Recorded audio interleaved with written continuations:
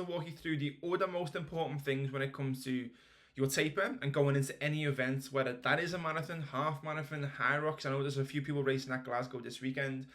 This could be really, really important for you. So apart from recovery being one of the most important things, which I've mentioned, getting your sleep in a good order, make sure you're resting, because realistically you spent the last 12, 16, 20 weeks in this case getting ready for this event. So you've been putting your body through it, you've been absolutely smashing yourself into the floor, you're gaining that fitness, getting that VO2 max, etc.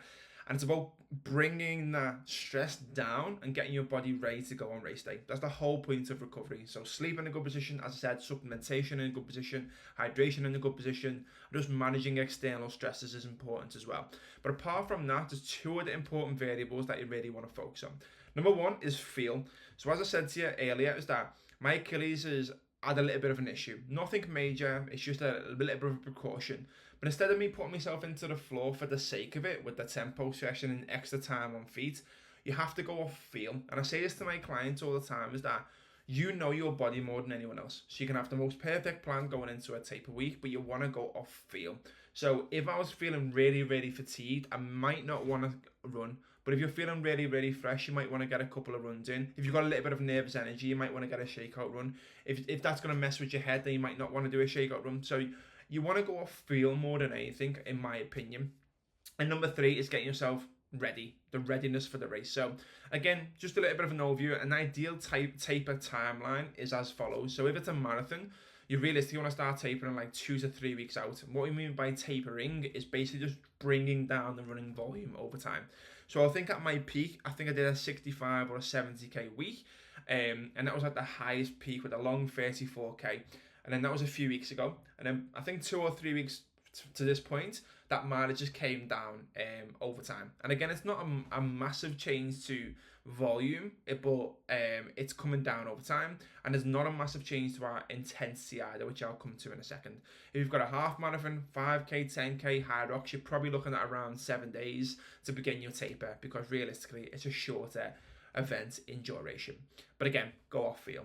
So the big thing you want to focus out with this is you want to reduce training volume, but not training intensity. So as I said there, like realistically from the highest week that you'll do, you might drop your, in a marathon, this is example, 20% in the first week, 40% in the second week, and then the final week might be a 60% reduction. So instead of me doing 4 runs, round, 12k on average per run, this week I had the easy run, which I've done a 30-minute bike. I've got a race miles today, which I'll explain. Maybe a 5k shakeout on Saturday, and then the race itself. So the mileage is coming right down, but the intensity will stay there, which we'll come on to.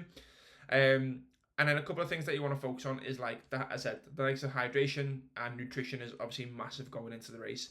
Carb loading, I've done a full video on it. Go and check it out. I won't do that here. But realistically, 3-4 days out with a marathon, 1-2 days out from a half Hyrox. Hydration protocol is just making sure that you're staying on top of fluids. Again, you should be taking electrolytes every single day if you are an endurance athlete. And then a little bit more going into the race week itself. Again, especially loading it going into a marathon, especially if you're like me and you're going to a little bit of a warmer climate, or with Hyrox, it's bloody hot in them arenas. So make sure you're having hydration around the event. And then foods to avoid. Don't change stuff like in taper week. And again, I'll come on to that in a second. Don't change stuff with your nutrition. Stick to what you know. It's pretty simple. Mental preparation is important as well. You know that I'm a big advocate of that. Visualization practices, if you've got the goal of 3:30 marathon, make sure you're visualizing that, what that pace looks like, how you're going to go out there, how you're going to feel, etc. And spend a little bit of 10 minutes a day just rehearsing that strategy. Sleep, as I said, massive in terms of making sure you're getting quality and quantity of sleep. As I said, I've been supplementing magnesium. Knocks me out, especially with a baby that the last 7 months has been up every single night. It knocks me out for the count, and Abby's been doing the night feeds for a while. And then anxiety management, and this is a big one. So like a lot of people start getting nervous going into the events, which is expected. You spend so long preparing for it. It's about managing your pre-race nerves by practicing a little bit of exercises to accept things. I said the visualization will help. You've done the hard work and understand that it's all about having the fun part now. So common tapering mistakes to avoid is panic training. As I said, you can't gain any more fitness at this point. So you don't want to be going, well, I need to run on Wednesday, Thursday, Friday, Saturday because I need to feel ready. It's only going to be a detriment to your performance. Rest up, you've done the hard work, don't panic train for the sake of it.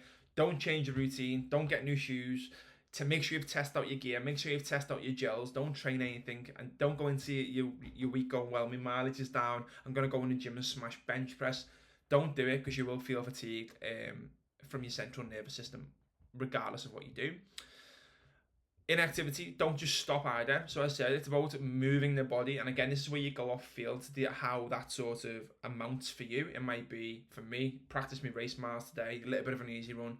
For some people, it might be a little bit more of an easy run. For some people, it might be a little bit less than that. Just depends on you, but don't go like, I'm not going to run now until the race. Make sure you're jumping on a bike, make sure you're keeping active, because you don't want to feel sluggish, you want to still feel in control of what you're doing. And then lastly is don't neglect your recovery. Spend a little bit more time, a little bit more mobility, stretching, sleep, as I said, stress management. You might want to get your Theragun out, or your Normatec boots out, etc. And then a couple of things for the final week checklist, and this is for me because I'm flying tomorrow, is gear organization. Make sure you know what you're wearing and what you're taking.